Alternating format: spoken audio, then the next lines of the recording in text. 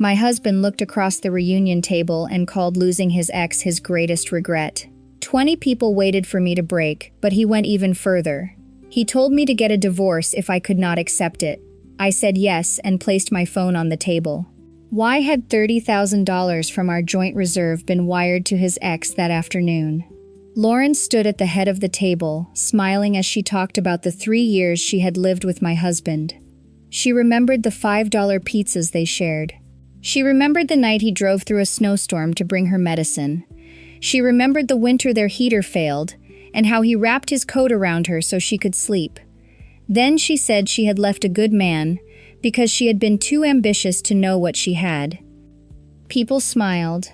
Others watched me with the curiosity people use when they are waiting for someone else to break. That was when I understood the room had become a stage. The reunion host introduced an exercise called One Thing I Would Change. When it was Lauren's turn, she looked at my husband and said that if she could go back, she would never have left him.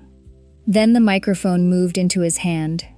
I did not need a speech. I only needed him to show that 20 years beside me had meant something. He looked at her. Losing her is probably the one regret I never fully made peace with. The laughter stopped. Someone set down a fork. I heard the air vent. I waited for the rest. I thought he might say that he had chosen his life with me. Instead, he smirked. If it bothers you that much, get a divorce. For years, that word had been his rope. He used it whenever I asked a question he did not want to answer. He expected fear to pull me back into place. This time, it did not. All right, I said. His smirk vanished. Then my phone lit up. The alert came from our bank. Outgoing wire, $30,000. Recipient, Whitmore Brand Advisory. That was Lauren's consulting company. I read the notice twice. At our age, $30,000 was not just a number. It was a year of mortgage payments. It was part of a retirement plan. It was money aging parents might need when health changed. When I was younger, I thought the worst thing in a marriage would be learning that my husband still loved someone else. Nearly 20 years later, I understood there was something worse. He had used the years I trusted him to prepare a life without me. I placed my phone on the table and turned the screen toward him. Before we discuss a divorce, tell me why $30,000 from our joint reserve went to her company. Lauren stopped smiling. My husband went pale. The people who had been eager to hear their old love story looked down at their plates.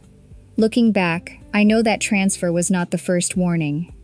It was only the first warning I could no longer explain away.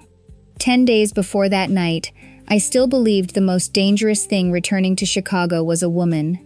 I did not yet understand that what was entering my marriage was a plan. 10 days earlier, my marriage still looked steady from the outside. We had a condo in Lincoln Park and 2 reliable careers. The mortgage was paid on time. Every Sunday, we had dinner with my mother-in-law. We rarely had loud fights. For years, I mistook that for peace. What no one tells you about a long marriage is that peace and distance can look almost identical. Both can sit across from you at breakfast and ask whether you need more coffee. I managed most of our life together. I paid the mortgage, tracked the insurance, organized tax documents, and checked on both sets of parents when something went wrong. My husband managed his architecture firm and the dreams attached to it. People praised him for building a company. Few asked who kept the home and 2 aging families from falling apart while he built it. I believed we were building the same life from different sides. Then the alumni group chat came alive. The 25th reunion was set for the following Saturday at a restaurant on the Chicago River. People shared old photographs and joked about gray hair. Then Lauren's name appeared. She had returned from London. The chat changed immediately. People remembered that she and my husband had once been the couple everyone expected to marry. They mentioned the 3 years they had lived together. Someone wrote that Chicago was getting its favorite love story back. I was not jealous of a woman from 25 years earlier. What unsettled me was the way my husband stared at his phone after seeing her name. He read the messages twice, then carried the device into another room. Small things changed after that. He came home late because of client meetings. His phone stayed face down. The password on his tablet changed. He started wearing a cologne that had sat untouched for years. He scheduled a haircut and pulled his best suit from the closet. One night, I woke and found his side of the bed empty. Through the balcony door, I heard him say, "Saturday will be fine, she doesn't know anything." He never said who she was. He did not need to. I did not search his phone. A person who wants to lie can delete a message. I started looking at things that were harder to erase. His calendar, our joint statements, transfers between accounts, the way his face closed whenever I mentioned the Lake Geneva project. He told me I did not understand large deals and did not need to worry. The next morning, I opened our banking app. The reserve account was lower than I remembered. Not by $30,000. Not yet. But enough to make me take the wooden document box down from the closet. Beneath our marriage certificate was a paper I had not looked at in 3 years. It carried my husband's signature. And the number, $80,000. The paper felt thin in my hands. The promise written on it had once felt much stronger. 3 years earlier, my husband's firm had nearly collapsed after a major client canceled a project. Payroll was due, and the office rent was behind. My parents were not wealthy. My father had retired. My mother still worked part-time. Because the extra insurance helped together, they used savings and borrowed against their home. $80,000. My husband signed a promissory note and promised to repay them within 2 years. He called them Mom and Dad. He said his success would protect all of us. 3 years later, they had not received a single payment. I remembered my father delaying the roof repair. My mother kept driving a car more than 10 years old. They gave up a trip they had planned for years because retirement required discipline. During that same time, my husband bought a new watch and entertained clients at expensive restaurants. I had defended him anyway. I told myself the company needed time. That explanation was beginning to smell like a lie. I downloaded 6 months of statements. Several transfers had moved from our reserve account into the business. The descriptions were vague. Each amount looked small enough to ignore. Together, they did not. I had not found the $30,000 wire yet, but I began to wonder whether someone was testing how closely I paid attention. That afternoon, my mother-in-law called. She told me to dress well, avoid jealousy, and remember that Lauren belonged to the past. She said a mature wife should know when to let things go. "Why are you warning me before anything has happened?" She paused. Then she said she was only trying to protect the family. That pause told me she knew more than I did. I photographed the promissory note, our marriage certificate, and the condo deed. I saved the bank statements and turned on alerts for every transaction over $5,000. Then I charged an old phone and placed it inside my purse. What I did not know whether any recording would ever be useful in court. I only knew that a room full of people could remember the same night differently by morning. My mother had been taught that a good wife kept private matters inside the home. My generation inherited that silence. We did not always inherit the house, the pension, or the safety it was supposed to protect. I sent the restaurant address to my best friend and asked her to keep her phone on. Then I put on the earrings my mother had given me on my wedding day. My husband looked at me longer than usual when I stepped out of the bedroom, not because I looked different, because for the first time, he did not know what I was thinking. If you're still listening, please tell me where you're listening from and what time it is there right now. I'd love to know who is sharing this part of the story with me. The restaurant sat along the Chicago River, all glass walls and polished wood. Outside, the wind pushed against the windows. The river looked black beneath the city lights. Inside, there were chandeliers, white tablecloths, and people our age pretending not to compare one another. Reunions at this stage of life are rarely only about memory. They are also a quiet inventory. Who built the better career? Who aged well? Who still had a marriage worth admiring? When Lauren arrived, she did not make a dramatic entrance. She did not need to. She wore a dark dress, simple jewelry, and the kind of confidence that made people turn toward her. Her eyes found my husband before they found anyone else. She hugged old friends, then came to me and held out her hand. "I've heard so much about you." The words were polite, the look was not. She studied me the way someone studies a house they once believed would belong to them. The host had arranged the seating. Lauren sat on my husband's left, I sat on his right. No one said the arrangement was deliberate, that made it harder to object without looking insecure. My husband did not suggest changing seats. That was his first choice that evening. He chose everyone else's comfort over mine. At first, the stories were harmless. A professor who failed half the class. A college party that ended with the fire alarm. My husband's old car, which stalled every winter. Then Lauren began talking about the apartment they had shared off campus. She remembered the broken heater, the narrow kitchen, the $5 pizzas they split because they were broke. Each memory sounded warm and harmless. Together, they carried one message. "I knew a version of him you never will." My husband laughed softly. He did not add much, but he did not stop her. When Lauren mentioned sleeping in his coat because the apartment had no heat, he looked down at his wine and smiled. That was when I understood his silence was not neutral. It was permission. Nostalgia can be tender. It can also claim territory without touching anything. Later, the host introduced one thing I would change. People spoke about careers, parents they wished they had called more often, and chances they had been afraid to take. Then it was Lauren's turn. She looked directly at my husband. I would never have left. The room went still. Then she turned to me. "You got the life I was too young to recognize." It was not a compliment. She had turned my marriage into a prize she believed had once belonged to her. The host passed the microphone to my husband. "Your turn. What is the one thing you would change?" I watched his thumb move over his wedding ring. For a few seconds, I still believed he would remember I was sitting beside him. He looked at the woman on his left. Then he said the sentence that made nearly 20 years of marriage sound like a temporary replacement. The room stayed quiet long enough for me to hear the air system above us. My husband kept the microphone in his hand. "My life turned out well," he said, "but losing her is probably the greatest regret I never fully got over."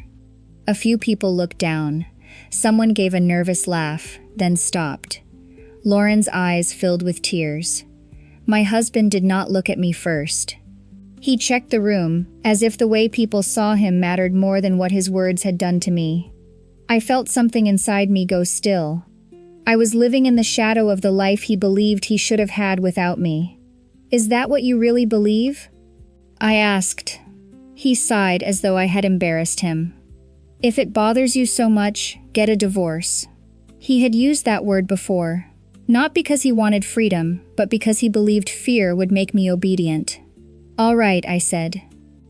His expression changed. Then my phone vibrated. The alert came from our bank. $30,000 had been wired from our joint reserve account to Whitmore Brand Advisory. The transfer had been completed that afternoon. A few hours before, Lauren sat beside my husband and talked about the life they should have shared. Money from my marriage had gone into her company. I did not ask whether they had slept together. That question would not have protected my parents or our savings. What was the $30,000 wire for? He said it was a consulting fee for the Lake Geneva project. I asked where the signed contract was.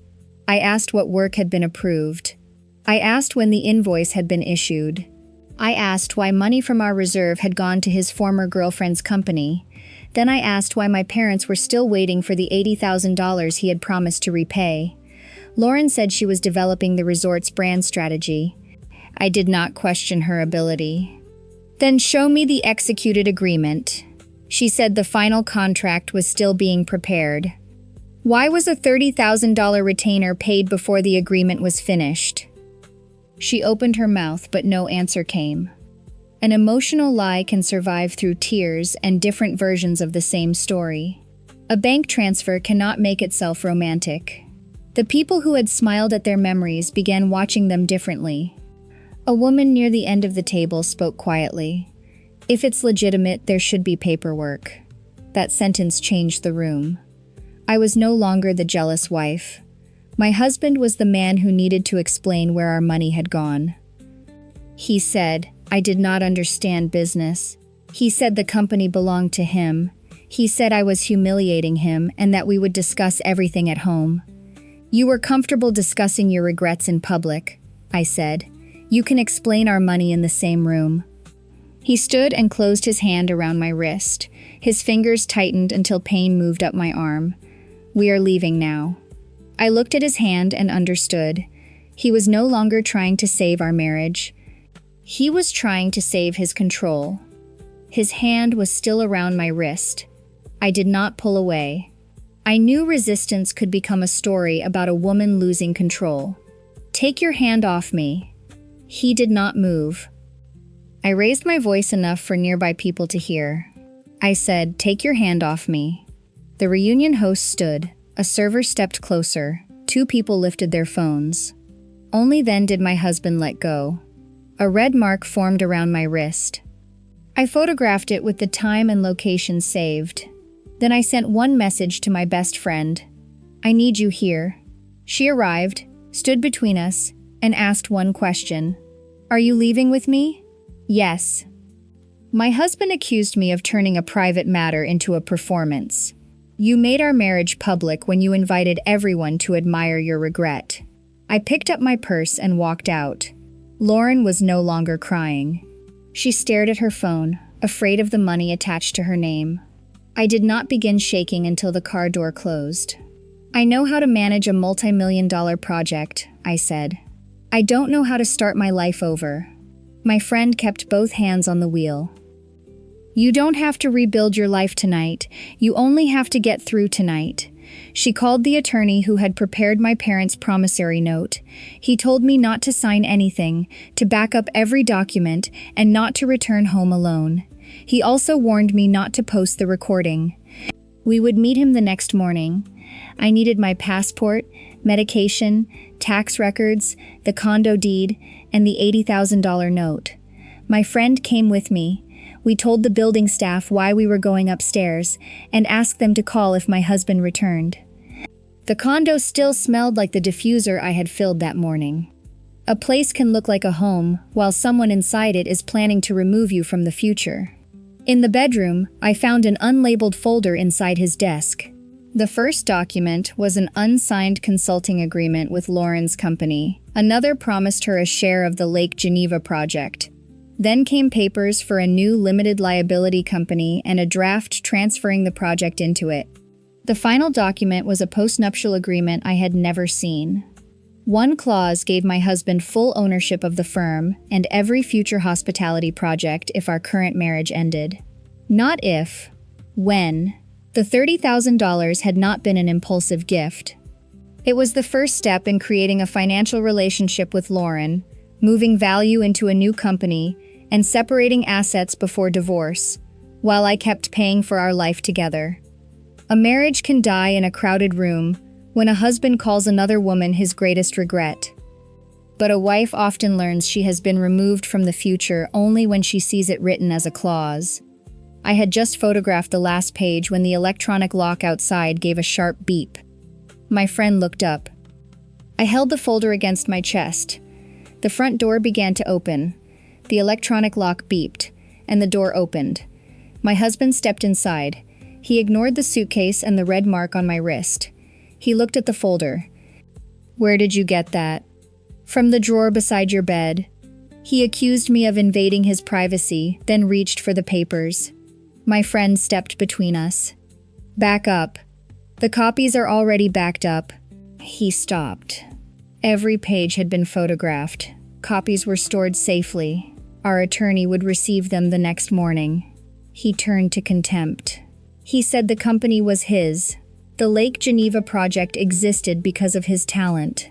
I was only an employee, and without him, I could not afford my life. You're nothing without what I built. I placed my parents' promissory note over the papers for the new company. Then why did what you built begin with my parents' signature? Some men call success their own after using a wife's time, money, and invisible work as the foundation. They do not only take assets, They take the right to tell the history. I opened the postnuptial agreement. A yellow tab marked the place for my name. Claire, sign here. Then I showed him the Monday appointment on his calendar. Insurance and Business Protection Review with Claire. I asked why a document that could strip away my rights had been disguised as an insurance meeting. He called it a draft. Then why was my signature page prepared? His control slipped. I was going to explain it after the Lake Geneva financing closed. That told me enough. He planned to use our shared assets to secure financing, then ask me to sign away the future value. His mother called, and he answered on speaker. She never asked about the money or my wrist. She said I was ruining her son's future, called my parents' loan a family favor, and blamed jealousy. Did you know about the agreement? Her silence lasted too long. Daniel told me he needed to protect the company from an emotional reaction. I stopped trying to make either of them understand. My parents' money is a signed debt. My marriage is not a business risk, and I will not sign away what I helped build. My friend called the front desk. Building security waited outside while I took my passport, medication, documents, and suitcase. My husband asked if I would destroy everything over one mistake. A mistake happens once. This had folders, deadlines, and a signature tab. I walked into the hallway with my friend. I did not know what I would keep. I only knew I had left with evidence, witnesses, and the right to choose what happened next. That night, I believed the folder held the whole truth.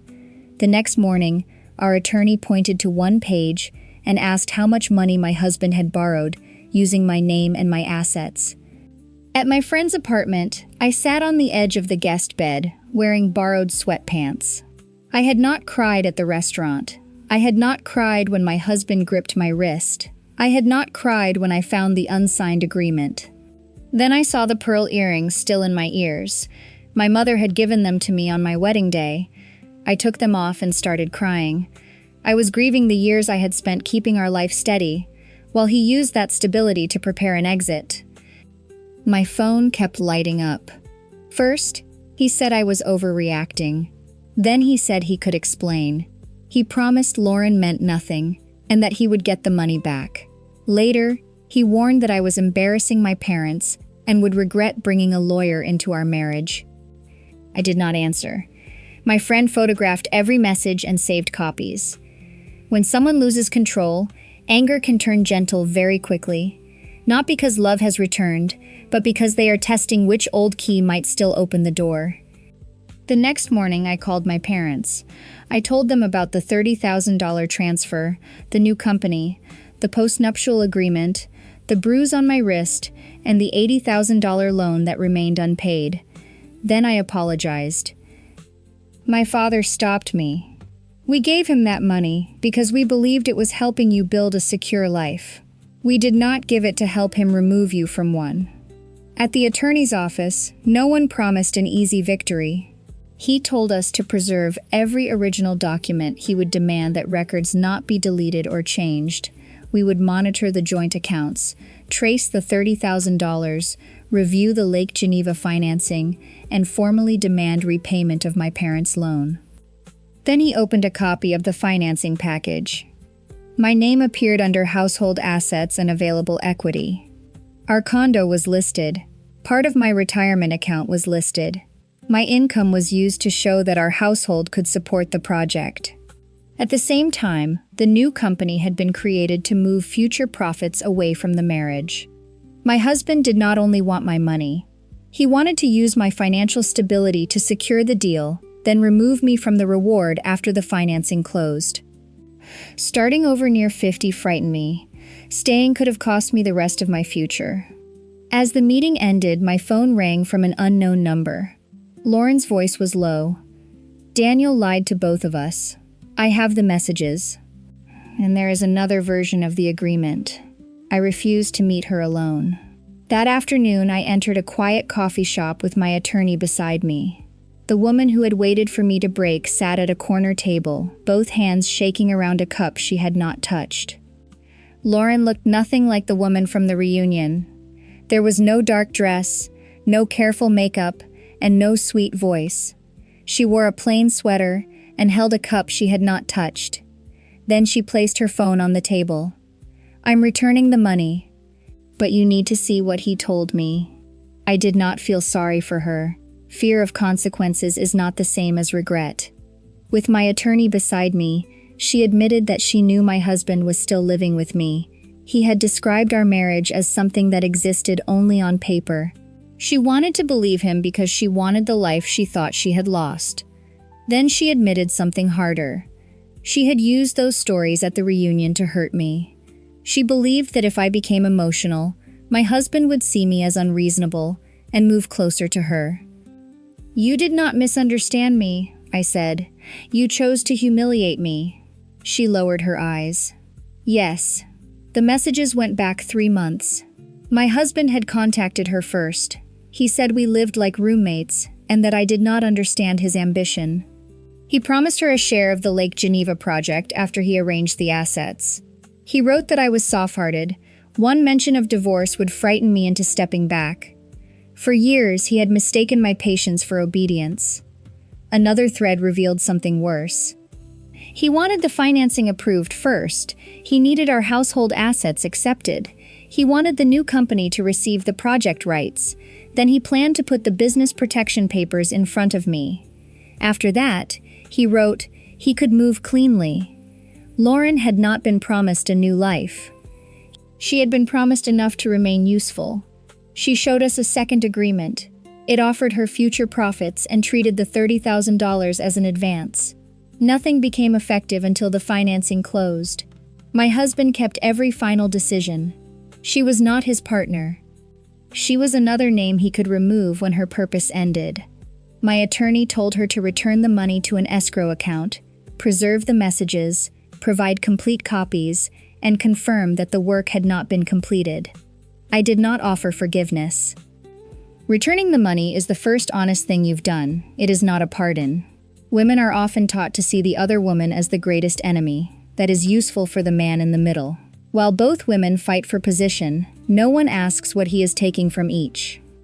That evening, my husband arrived at my parents' house carrying flowers and a sealed folder. My father would not let him inside. He stood on the porch and asked for 5 minutes to save our marriage. I stepped toward the door, not because I still had hope. I wanted to hear what a man would call his actions, once every lie had been printed in front of him. My husband stood on my parents' porch with flowers in one hand and a sealed folder in the other. He said the Lake Geneva deal had put him under pressure. Lauren meant nothing. He had only been trying to protect the company. He promised counseling, repayment, and a chance to repair what he had done. For a moment, the old part of me wanted to believe regret had finally reached him. Then I asked one question. "Would you be standing here if I had not found the files?" He looked toward the window. He never answered. That silence told me more than the flowers did. He was not sorry he had made the plan. He was sorry it had failed. The folder did not contain a check for my parents. It contained an offer. If I agreed not to restrict the accounts, he would return the $30,000 within 90 days. We would keep everything private. I would delay filing for divorce and appear beside him at the next investor meeting as his supportive wife. He called it a chance to save our marriage. I read the page twice. Every promise protected the financing. None protected me. "You are not asking me to save our marriage," I said. "You are asking me to protect your financing." I handed the folder back and went inside. The door closed before he could answer. Over the next few weeks, the legal process began. I filed for divorce. Both sides were ordered to preserve records. Neither of us could make unusual transfers from shared assets without notice. Lauren returned the $30,000 to an escrow account. My parents' promissory note became a separate repayment claim. An independent accountant began reviewing the company records and Lake Geneva transactions. Nothing happened overnight. The temporary orders did not punish him. They stopped more money from moving while the facts were examined. My mother-in-law left several voicemails. She said I was destroying her son's life work. Private matters belonged inside the family. Investors might leave. I saved every message and answered none.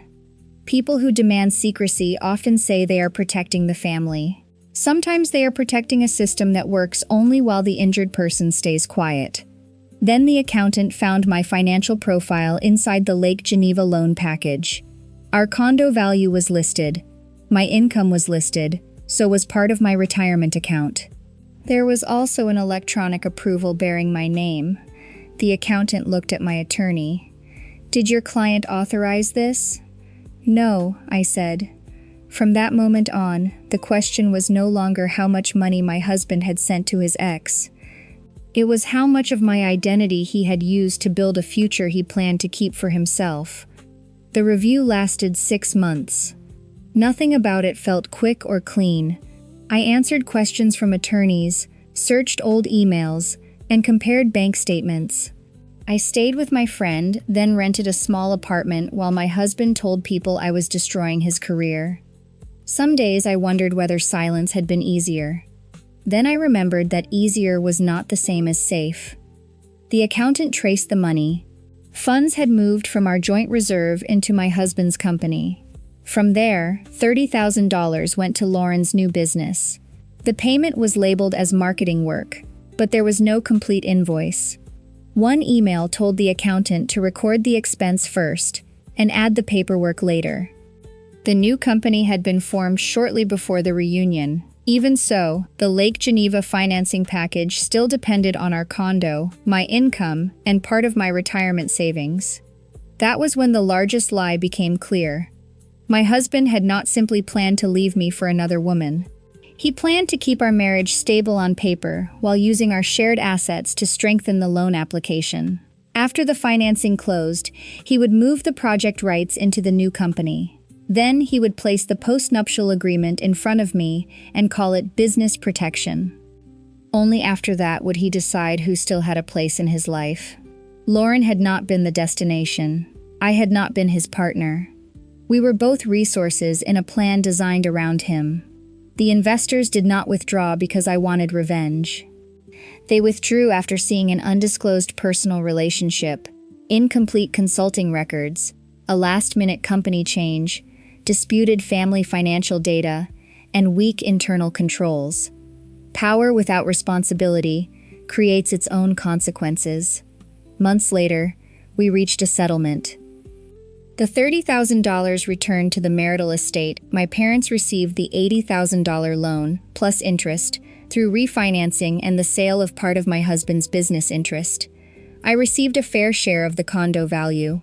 Our retirement accounts were divided under the agreement. He kept his company and the debt tied to the failed project. Lauren received nothing from Lake Geneva. I did not become wealthy. I simply was not pushed out with empty hands. Before signing, my husband looked at me. Was destroying the project worth it? I did not destroy it.